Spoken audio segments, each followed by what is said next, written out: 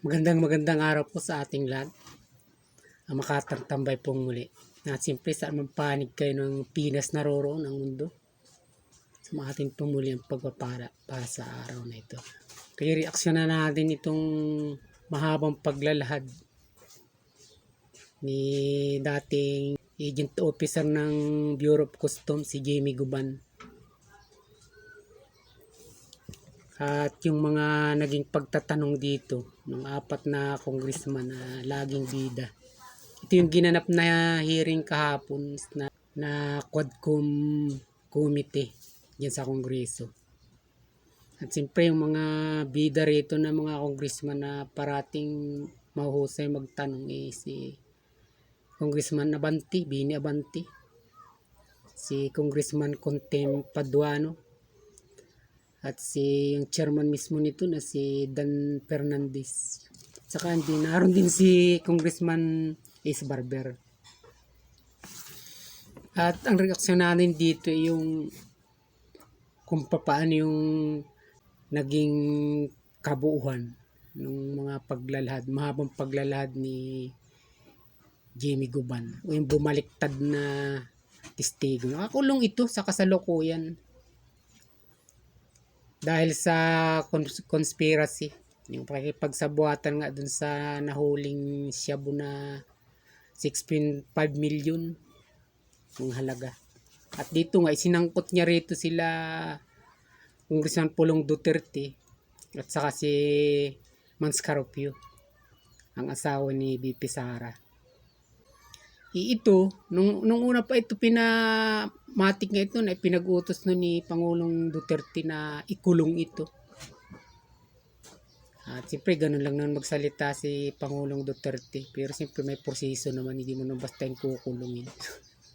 At kahit basta ganun, nagkaroon ng proseso at nakulong nga ito. Hanggang ngayon nga nakakulong. At ako nga rin nagtataka ba't bigla itong dinampot doon sa loob ng bilangguan at narito bigla nagbaliktad ng testimonya. Kasi nung una, ang idiniin niya rito na may kasalanan o sangkot ay si Cornel Asierto.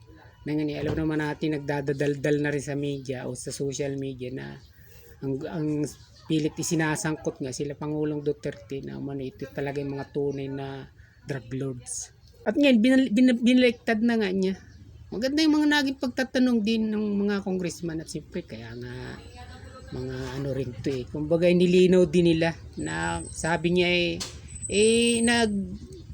nag under oath ka din nun sa Senado at ito 2018 pa kaya itong iniimbestigan sa Kongreso din at saka sa Senado.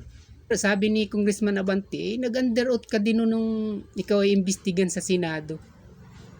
At nagsinungaling ka nga, lumitaw na nagsinungaling ka kaya ka kinuntim nga ni noon dating Blue Ribbon Chairman na si Senador Dick Gordon.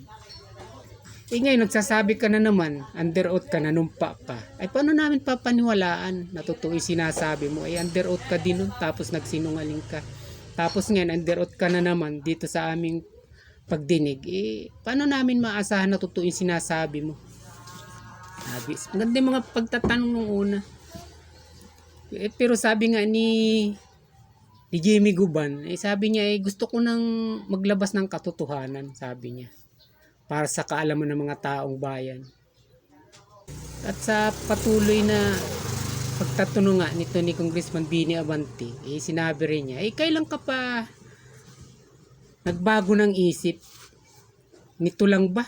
Magtitestimonya ka rito sa Kongreso? Sabi ni Jamie Guban, nung pa itong 2023, sabi niya nung nakaraang taon pa, hindi lamang ngayon na ako magtitestigo dito. Talagang maganda, sinusuri talaga nila, kumbaga hinihimay ding isa-isa, mapupuna natin din naman yung kahit pa paano, in fairness. Pero, ang napansin ko na rito, tumatagal, ang parating idinidiin parati, yung tatlo na sangkot si Manscarpio, Pulong Duterte at saka si Michael Yang, yung tatlong yun. Yung parating idinidiin sa bawat pagtatanong ni Congressman Abante. Na talagang gusto niyong gusto niya bigyan din parati na itong mga taong ito, Pulong Duterte at saka Manscarpio, talagang sangkot sa droga. Parang ganun yung laging inuulit-ulit niya sa kanyang mga pahayag. At maraming pangalan na binanggit itong testigo na ito na si Jimmy Guban. Na umanin ni si Makuntimp, may pumunta ka agad sa kanya doon, isang staff ng senador. Tapos sabay pumasok na nga yung tinatawag niya na Pulgot Chires. Na sabi nga sa kanya, itong tatlong pangalang ito, huwag mong babanggitin kung hindi ay may mangyayaring masama sa iyo. At alam namin kung nasaan ang lugar mo at ang anak mo. Madali namin kidnapin ito. Ibig sabihin ay talagang tinakot na siya. Ang napun ako rito, bakit naman kailangang pangunahan niyang sabihin ito? Na yung tatlong yun, huwag mong babanggitin o isasangkot sa illegal drugs na ito na nahuli nga nila. Huli kaya ito nila Jimmy Guban, itong 6.5 billion na sabon na ito. 355 kilo. Ibig bang sabihin kilala dati o alam na ni Jimmy Guban na si Manscarpio at si Michael Yang at saka si Congressman Pulong Duterte, ayun ay talagang naroon na nung mahuli pa lang nila at nagsabi ka agad itong tatlong pangalang ito ay huwag mong babanggitin. Na ibig sabihin, talagang alam na ni Jimmy Guban na yung tatlong yun ay sangkot doon. Bilang paalala na lang nitong Pulgot series, kaya isa pinuntahan doon sa loob ng kwarto ng contempt ito. Pinalala na huwag itong babanggitin. Pero lumilitaw na hindi ganoon dahil hindi naman talaga kilala ni Jimmy Guban. Lumitaw doon sa mga pagtatanong si Pulong Duterte o si Manscarpio. Tinanong nga, nakita mo na ba ang mga taong ito? Hindi raw. At ganoon din naman yung bilang pagtungon din naman na si Congressman Pulong Duterte tumanggi niya rin na hindi niya kilala itong Jimmy Guban na ito. Hindi rin niya ako kilala, di ko rin ito kilala. Ay di ibig sabihin tugma na tagang hindi ito magkakilala, pero doon sa kanyang sinumpaan sa laysay, meron na agad pinauna yung Pulgot series sa kanya, no, kung babanggitin ng tatlong pangalan, na ibig sabihin, paalala lang yung sa kay Pulgot series. Na kumbaga para wag manganib yung buhay ng pamilya mo. Ibig sabihin, parang alam na ni Jimmy Guban yung tatlong ito, nasangkot talaga dun. Ganun ang hatid nung pahayag niyang yun sa kanya sinumpaan sa laysay. At isa pa, ang napuna ko rito, kaya ko ito naisip reaksyonan. Sabay idinugtong ni Congressman Bini Abante. Ikaw ba ay umaasa, sabi ni Congressman Bini Abante, na may magagawa sa iyo ang kapulungang ito dahil ikaw ay nakakulong sa kasalukuyan, hindi ba?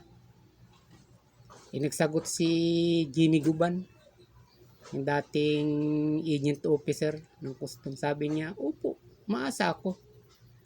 Sabay sabi ni Bini Abante na ang kaso mo ay under appeal, sabi niya. Ibig sabihin, ina-appeala ito. At ang naisip natin dito, kuminto ko lang ito.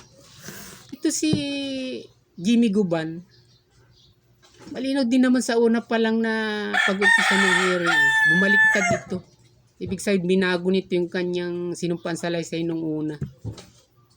Nang ibig sabihin, kaya ganitong tinanong siya kung umaasa siya na mayroon siyang makukuha dito, may tutulong yung pagdinig na yun. Sa opinion ko lang, paglaya ni Jimmy Guban ang magiging kapalit nito. Kasi nga, sa gitna ng mga pagtatanong sa parting dulo, yun ang tinugtong ni Congressman Bini Abante. Parang isang pangumbinsin na rin dun sa kay Jimmy Guban na magpatuloy dahil meron naman talaga siyang mapapala mula sa pagdinig na yun ng Kongreso. Yun ang napansin ko dito habang pinapanood ko ito. Kaya hindi tayo magtataka kung sa darating na mga araw o mga buwan, kung ito talaga ay magiging matining yung investigasyon at kung meron man sila rito gustong palitawin at magtatagumpay sila. Huwag tayong magulat kung makalaya ito si Jimmy Guban. Na ibig sabihin, nakakulong ito, kinuha nila sa kulungan para labas na mga testimonya rito na para bumaliktad at idin ang mga Duterte. Ito na nga 3 Manscarp yun, asawa ni BP Sara at Congressman Pulong Duterte at saka si Michael Yang. Lagi namang kakawin si Michael Yang pag usapin droga. At napapansin parati natin dun sa bawat pangungusap, binibigyan din kahit nung testigong ito na si Jimmy Guban. Palagi niyang dinudugtong. Itong mga ito ang mga negosyo talaga, lalo si Michael Yang, kaugnay parati ang Duterte, drugs talagang ini-import ng mga taong ito.